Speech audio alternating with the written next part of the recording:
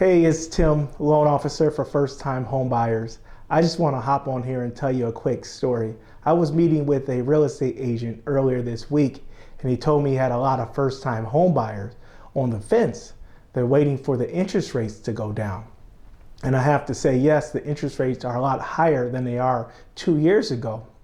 But I want to let you know that people that got those low interest rates 2 years ago had to pay a lot more for that home.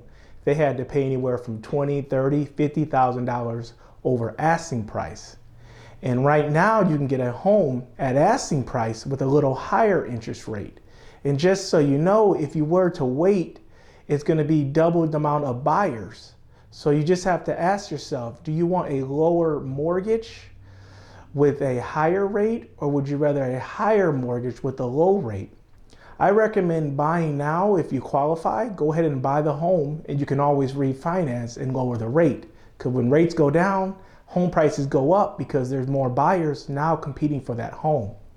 Thanks so much for watching. If you like more content like this, connect with me on social media. Talk to you later.